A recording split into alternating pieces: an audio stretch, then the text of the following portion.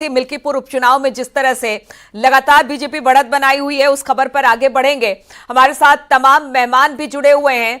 शशांक मणि त्रिपाठी, सांसद बीजेपी, इस वक्त हमारे साथ जुड़ गए हैं। शशांक मणि त्रिपाठी जी, स्वागत है आपका। लेकिन जो दोनों खबरें आ रही है वो बीजेपी के लिए बड़े हर्ष और उल्लास का विषय है, तो आज क्या बटेगा, लड्डू या जलेबी? लड्डू और जलेबी दोनों। मैं समझता हूं कि मिल्कीपुर में, और इसके लिए मैं योगी जी को बहुत बहुत धन्यवाद देना चाहता हूं। और जो दिल्ली में अभी जो जीत दिख रही है एक तरफा है, वह जो फरेब और जाल का बहुत बड़ा एक तरह से तंत्र फैलाया गया था आपने और केजरीवाल जी ने, उसके ऊपर मोदी जी की गारंटी की विजय है। विजय ऐसी विजय है जहां पर मैं तो वहां पर जब गया था इलेक्शन कैंपेनिंग में तो हतप्रस्त था कि किस प्रकार से वहां पर गंदगी है, गरीबी है। उसके बावजूद हम लोगों ने उसको परास्त करके अगले 5 साल के लिए कैसी सरकार बनाएंगे जिसमें विकसित भारत का स्वप्न तो आएगा ही, लेकिन विकसित दिल्ली का भी स्वप्न रहेगा। और मेरा पूरा विश्वास है कि हम लोग एक ऐसी सरकार बनाएंगे जो ये झूठ, फरेब, भ्रष्टाचार से अलग दिल्ली के वासियों को एक साफ सुथरी सरकार जो कि विकसित भारत और विकसित दिल्ली के लिए आगे बढ़ाएगी। बहुत बहुत हर्षित हूं। और मिल्कीपुर और ये दोनों जो एक तरफा चल रहा है, उसके लिए भारतीय जनता पार्टी के हर एक कार्यकर्ता को नमन, और वहां की देवतुल्य जनता को भी नमन कि आपने इतना अच्छा निर्णय दिया। बिल्कुल शशांक जी, आपने कहा कि आप प्रचार करने के लिए दिल्ली पहुंचे थे। देखिए, अब तो बस हार की समीक्षा होगी और जीत के कारण ढूंढे जाएंगे। ये सारी बातें अब चर्चा का विषय यही रहने वाली है, क्योंकि लैंडस्लाइड विक्ट्री, 27 साल का जो एक तरह से बनवास कह लीजिए, बीजेपी अब उसको खत्म करने जा रही है और जबरदस्त जीत हुई है। तो आप प्रमुख वजह क्या देखते हैं? क्योंकि शुरुआत में यही कहा जा रहा था, आपसे कुछ दिन पहले, महीना दिन पहले भी यही कहा जा रहा था कि देखिए कांटे की टक्कर होगी, फिर ये कहा गया कि नहीं नहीं आप ही आ रही है, फिर ये कहा गया, जब एग्जिट पोल आ गए तो कहा गया नहीं बीजेपी आगे जा रही है। तो बड़ा उहापोह की स्थिति थी। लेकिन कारण क्या देखते हैं आप दिल्ली चुनाव में आपके हार और लैंडस्लाइड विक्ट्री बीजेपी को लेकर? मैं 3 कारण देखता हूं। एक तो डबल इंजन का वादा। डबल इंजन से हर क्षेत्र में, हर प्रांत में, जैसे उत्तर प्रदेश में हम लोग दुगना एक तरह से विकास कर रहे हैं। ये बहुत आवश्यक था, क्योंकि खास करके दिल्ली में जो हमारी राजधानी है, हर समय तनाव रहता था, तो वहां की जनता त्रस्त हो गई थी इस एक तरफा जो तनाव की वजह से। तो डबल इंजन की आवश्यकता दिल्ली में बहुत प्रमुख थी। दूसरा, भ्रष्टाचार के विरोध में जो हम लोगों ने एक अनशन किया था कि इतना भ्रष्टाचार हो रहा है, मुख्यमंत्री वहां के जेल में चले गए, उनको इस्तीफा देना पड़ा, इसके विरोध में एक साफ सुथरी सरकार आए। और तीसरा, मैं समझता हूं विकसित भारत का जो संकल्प हमने पूरे देश भर में लिया है, उससे दिल्ली प्रोत्साहित थी। मैं आप सभी को ये कहना चाहता हूं कि दिल्ली एक ऐसी जगह है जहां पर हालांकि राजधानी है, इसलिए हम लोग को वहां पर ज्यादा जोर देना पड़ेगा। साफ सफाई में मैंने जो देखा बहुत कम कमी थी। कई ऐसी चीजें हैं जिसमें आज की तारीख में हम लोग को दिल्ली को आगे ले जाना पड़ेगा। देश का नाम सम्मान पूरे विश्व में भर रहा है, लेकिन कोई भी दिल्ली में आता है, लुटेंस के बाहर जाएगा, तो उसको आज की तारीख में बहुत गरीबी, बहुत भ्रष्टाचार दिखेगा। मेरा पूरा विश्वास है कि आने वाले समय में भारतीय जनता पार्टी की सरकार एक ऐसे दिल्ली का निर्माण करेगी जो कि पूरे देश को ही नहीं, विदेशों में भी उसकी ख्याति पहुंचेगी। सवाल और शशांक जी, चूंकि देखिए अरविंद केजरीवाल को लेकर दिल्ली की जनता ने बहुत भरोसा दिलाया था। अरविंद केजरीवाल की राजनीति, आप कह रहे हैं कि अगर दिल्ली में वो सत्ता से जाते हैं तो आगे आने वाले दिनों में आपके लिए भी बड़ी दिक्कत होने वाली है। ऐसे में अरविंद केजरीवाल और बीजेपी जिस तरह से फाइटिंग हुई है, उसको लेकर अरविंद केजरीवाल और आप पार्टी के लिए क्या कहेंगे? मेरे हिसाब से पंजाब में भी वो धीरे धीरे चल रही थी भ्रष्टाचार की वजह से। पंजाब में भी उन्होंने अपने जो खजाने को पूरी तरह कंगाल कर दिया है। आप पार्टी का फॉर्मूला पूरे देश ने देख लिया है। उन्होंने भ्रष्टाचार से ही अपनी राजनीति की है, कोई राष्ट्र निर्माण की भावना से कभी नहीं आए हैं। पहले अरविंद केजरीवाल में लोगों ने भरोसा किया कि ये कुछ करेंगे, लेकिन धीरे धीरे करके समझ गए कि ये जुमले वाले आदमी है, कहते कुछ हैं, करते कुछ हैं। हर समय असत्य की राजनीति इन्होंने की है, अपने मुंह पे ही वही असत्य वही दोबारा कहते हैं। तो इस प्रकार की राजनीतिक को हम लोगों ने खदेड़ के बाहर निकाल दिया है। ये देश के लिए बहुत महत्वपूर्ण दिन है कि आप पार्टी का नस्तनाबूद कर दिया हम लोगों ने आज की तारीख में। दिल्ली से हट गए हैं, पंजाब बहुत दूर नहीं है, पंजाब से भी हट जाएंगे और मेरे हिसाब से सफाया हो जाएगा। उनको एक मौका दिया था प्रदेश की जनता ने 10 साल पहले, उस मौके की उन्होंने पूरी तरह गंवा ही नहीं दिया, बल्कि देश में अविश्वास की जो भावना आपकी तरफ बढ़ी है पूरे देश में फैल गई है। तो मैं समझता हूं राष्ट्रवादी पार्टी जैसे भारतीय जनता पार्टी एक ऐसा नेतृत्व करता है मोदी जी जो हर क्षण राष्ट्र के लिए काम करता है। ऐसे नेताओं को आज की जनता अपने अपने आगे ले जा रही है। मैं धन्यवाद देना चाहता हूं पुनः जनता को और कार्यकर्ताओं को अपने परिश्रम के लिए। और इस वक्त बिल्कुल शशांक जी एक बड़ी खबर हम आपको बता दें, मनीष सिसोदिया अपनी सीट से चुनाव हार चुके हैं। तो देखिए, ये अभी थोड़ी देर पहले तक ये था कि मनीष सिसोदिया आगे चल रहे हैं, लेकिन इस वक्त बड़ी खबर है, दिल्ली और आप पार्टी के लिए बड़ी खबर है। मनीष सिसोदिया चुनाव हार चुके हैं, जंगपुरा से चुनाव हार चुके हैं मनीष सिसोदिया, डिप्टी सीएम। और देखिए, उनके एजुकेशन पॉलिसीज को लेकर लगातार बात होती रहती थी, लेकिन भ्रष्टाचार के आरोप में मनीष सिसोदिया अच्छी खासे वक्त तक जेल में रहे। उसके बाद बाहर निकले, बेल पर बाहर निकले, लेकिन जो क्रेडिबिलिटी थी वो शायद आप नहीं कमा सकी। निरंजन पोद्दार जी भी इस वक्त हमारे साथ राजनीतिक विशेषज्ञ के तौर पर स्टूडियो में पहुंच गए हैं। निरंजन जी, एक ऐसी पार्टी जो कि आंदोलन से उभरी, लोगों को बड़ा विश्वास था कि शायद ये पार्टी देश की दशा दिशा राजनीति को बदलेगी, लेकिन आज जो इस वक्त हश्र देखने को मिल रहा है आप पार्टी का दिल्ली में, उसको लेकर क्या कहेंगे? और जो इस वक्त मनीष सिसोदिया जो डिप्टी सीएम थे, उनके एजुकेशन पॉलिसीज को लेकर बड़ी बड़ी बातें अरविंद केजरीवाल किया करते थे, अब वो अपनी सीट को ही हार गए हैं।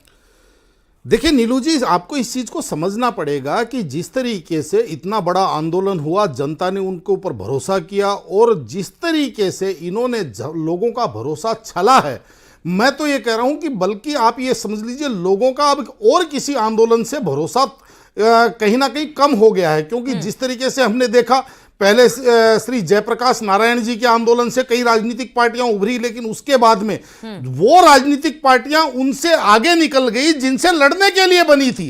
उसी तरीके से अरविंद केजरीवाल जी जब उन्होंने राजनीतिक पार्टी बनाई, उन्होंने कहा कि हम ईमानदार राजनीति करेंगे, हम जो राजनीति के अंदर गंदगी है इसको हम राजनीति में उतर करके हम गंदगी को साफ करेंगे। लेकिन वास्तविकता क्या हुई कि जब राजनीतिक गंदगी को साफ करने के लिए उस गंदगी में उतरे तो वो गंदगी उल्टा सड़ांध मारने लग गई, यानी कि उसको इतना और ज्यादा विषैला और इसको जहरीला कर दिया कि आप ये समझ लीजिए ऐसे ऐसे राजनीतिक बयान इनकी तरफ से बात करते थे भ्रष्टाचार की। लेकिन नीलू जी, आपको मेरे को नहीं पता इन्होंने आर्थिक भ्रष्टाचार किया कि नहीं किया, लेकिन मुझे एक बात बताइए कि जब कोई व्यक्ति सदन में खड़े होकर के, मेरे को अरविंद केजरीवाल जी के अलावा आज तक कोई हिंदुस्तान के इतिहास में ऐसा बंदा नहीं दिखा जो विधानसभा के फ्लोर पे खड़े होकर के कहते हैं कि दिल्ली के मालिक हम हैं। आज तक जो भी लोग बोलते हैं अपने आप को सेवक बोलते हैं, लेकिन ये अपने आप को मालिक बताने लग गए। तो ये वैचारिक भ्रष्टाचार हुआ कि नहीं हुआ? उसके बाद में जो स्वराज की बात करने वाले आबकारी पॉलिसी ले आते हैं और उस आबकारी पॉलिसी के अंदर बिल्कुल, तो कई सारे ऐसे कई सारे निरंजन जी ऐसे मुद्दे थे जिसको लेकर आप जबरदस्त तरीके से घिरी। शशांक मणि त्रिपाठी भी हमारे साथ जुड़े हुए। शशांक जी, अभी आपने देखा कि मनीष सिसोदिया अपनी सीट हार गए। एक आंदोलन से जन्मी पार्टी, लोगों को बड़ा विश्वास था, लोगों को लगा कि उनकी पॉलिसी, उनकी एजुकेशन पॉलिसी या फिर मोहल्ला क्लिनिक, जिसको लगातार वो उस बात का प्रचार करते रहे, लेकिन कमी कहां रह गई कि आज देखिए अभी तो डिप्टी सीएम हारे हैं जो कि दिल्ली से थे, हालांकि उन्होंने बाद में इस्तीफा दे दिया था, लेकिन मनीष सिसोदिया जो बड़े नेता, और अब तो अरविंद केजरीवाल पर भी सबकी निगाहें हैं क्योंकि वो भी आगे पीछे उस सीट से हो रहा है। तो इसको किस तरह से देखें हम? ये एक संदेश है जनता का कि जो भी भ्रष्टाचार में लिप्त पार्टी, यदि कोई भी ऐसा व्यक्ति जैसे मनीष जी हैं और अरविंद जी हैं, उनको जनता सबक सिखाएगी। आज की तारीख में हमारे नवयुवक, हमारी महिलाएं, हमारे लोग ऐसे प्रतिनिधि को देखना चाहते हैं जो देश के लिए काम करे, अपने लिए न काम करे, झूठ कम बोले, भ्रष्टाचार कम करे। और ऐसे ही व्यक्तित्व के लोग आज की तारीख में जो हमारी सीटें जीती हैं, भारतीय जनता पार्टी ने प्रस्तुत किया है। आने वाले समय में ऐसा नहीं कि दिल्ली को फिर सुधारने के लिए हम लोग सिर्फ 5 साल में करेंगे, और समय लगेगा, लेकिन मेरा पूरा विश्वास है कि आने वाले 5 साल में डबल इंजन के द्वारा जंगपुरा विधानसभा का चुनाव हम सब कार्यकर्ताओं ने मिलकर बहुत मेहनत से लड़ा। जंगपुरा विधानसभा के लोगों ने भी बहुत प्यार, मोहब्बत, सम्मान दिया, लेकिन 600 वोट से लगभग 600 वोट से उसमें हम पीछे रह गए। तो मैं जो कैंडिडेट जीते हैं उनको बधाई देता हूं और उम्मीद करता हूं कि जंगपुरा की समस्याओं को वो हल करेंगे, जंगपुरा के लोगों की जितनी भी चीज़ें हैं उनको हल करेंगे।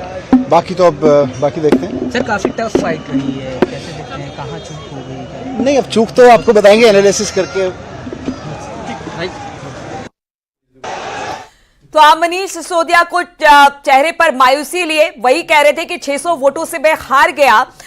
और इससे पहले अगर बात की जाए तो जहां से पहले पटपरगंज से खड़े हुए थे वहां भी बड़े मार्जिनल वोट के साथ मनीष सिसोदिया जीते थे और उन्होंने अपनी सीट बदली थी। शशांक जी, आप देखिए वो कह रहे हैं कि हार की समीक्षा हम करेंगे, लेकिन साथ ही साथ अब देखिए चेहरे पर मायूसी है और यहां से अब आपके रास्ते, जो आपका रास्ता है वो बड़ा कठिन होने वाला है। सफाया हो गया इनका। मेरे हिसाब से आज की तारीख में भ्रष्टाचार को जनता ने ऐसा संकेत दिया है और जो एक तरह से इन्होंने पूरा एक बिजनेस बना लिया था दिल्ली में, इस प्रकार का जो व्यवहार इन्होंने किया है हर पार्टी के लिए, जो आज की तारीख में ऑपोजिशन की पार्टियां हैं जो इस प्रकार का काम हर जगह कर रही हैं, उनको एक प्रबल संदेश दिया गया है दिल्ली की जनता ने और देश की जनता ने। इससे हम लोग सब लोग सावधान रहें। मैं समझता हूं विकास के लिए जो काम करता है उसी की विजय होगी और आज की तारीख में भारतीय जनता पार्टी ने इसको सिद्ध कर दिया है कि विकास की पार्टी है और दिल्ली को आगे ले जाने के लिए हर दिन रात हम लोग लगाएंगे। शशांक जी, आप देखिए दिल्ली विधानसभा पर तो हम बात करते रहेंगे, वहां से जो सीटों के रुझान आ रहे हैं, कौन हारा कौन जीता वो तो हम बताएंगे, लेकिन अब मिल्कीपुर पर आ जाते हैं। मिल्कीपुर उपचुनाव में बीजेपी तेजी के साथ बढ़त बनाए हुए है और देखिए ये प्रतिष्ठा का प्रश्न भी बना रखा था, चाहे वो बीजेपी हो या फिर समाजवादी पार्टी। समाजवादी पार्टी के अखिलेश यादव ने अवधेश प्रसाद जो सांसद बन गए थे उनको ठीक संसद में बगल में, आप लोगों ने भी देखा होगा, बगल में बिठाकर कुछ मैसेज देना चाह रहे थे, लेकिन अब जब बीजेपी की बढ़त है तो क्या कहेंगे आप?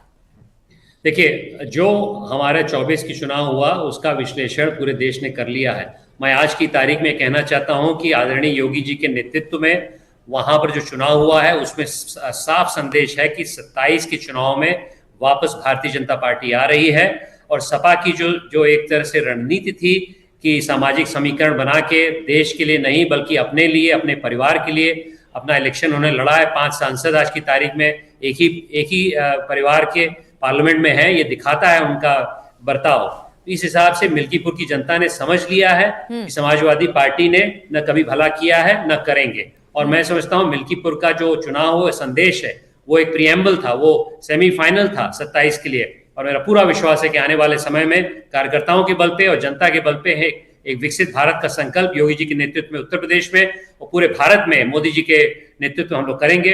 मैं बहुत हर्षित हूं क्योंकि मेरे ही संसदीय क्षेत्र के विधायक आदरणीय शिव प्रताप शुक्ला जी वहां पर, शिव प्रताप शाही जी वहां पर प्रभारी थे, उनके नेतृत्व में चुनाव लड़ा गया, उनको भी बहुत बहुत धन्यवाद। लेकिन सर्वप्रथम योगी जी को बहुत बहुत धन्यवाद इस चुनाव के रिजल्ट के लिए। चलिए शशांक जी, आप लोगों को एक बार फिर से मुबारकबाद कि चाहे वो दिल्ली हो या फिर मिल्कीपुर हो, हर जगह बीजेपी आगे बढ़ते हुई। आज तो सेलिब्रेशन का मौका है और आज आप लोग बहुत अच्छी तरीके से सेलिब्रेट करेंगे। बहुत बहुत शुक्रिया आपका हमारे साथ जुड़ने के लिए।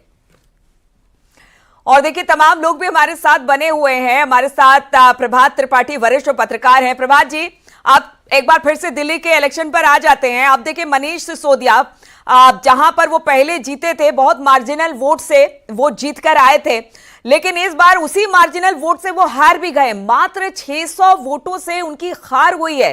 चेहरे पर मायूसी है और हार की समीक्षा की बात कर रहे हैं आप।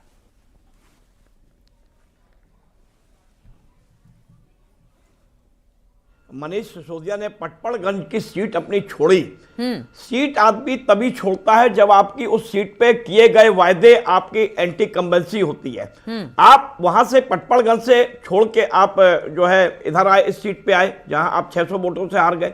सवाल हार क्यों गए, ये समीक्षा की बात है। देखिए, आप पार्टी का जो परसेप्शन इस समय जो नैरेटिव बना था, इन्होंने जितने भी वायदे किए, केजरीवाल भी हार की कगार पे हैं। मनीष सिसोदिया एक पत्रकार के रूप में थे, उसके बाद जब उनकी राजनीतिक पारी शुरू हुई, डिप्टी सीएम आए हुए और खुद केजरीवाल ने अभी ऐलान किया था मतदान के पहले कि डिप्टी सीएम होंगे। ये ऐसे ऐलान कर दिया था जैसे उनकी सरकार बन रही है। तो ये जो ओवर कॉन्फिडेंस, और 10 साल से आपने काम नहीं किया शिक्षा के क्षेत्र से, आपने शिक्षा के क्षेत्र को, जितने भी आपके स्कूल हैं वो मॉडल को बहुत आगे रखा कि विदेश से लोग आ रहे हैं, हमारे उस मॉडल को देख रहे हैं, केजरीवाल के मॉडल को देख रहे हैं। आप शराब घोटाले में पकड़े गए। शिक्षा मंत्री पहली बार ऐसा हुआ है यानी प्रभात जी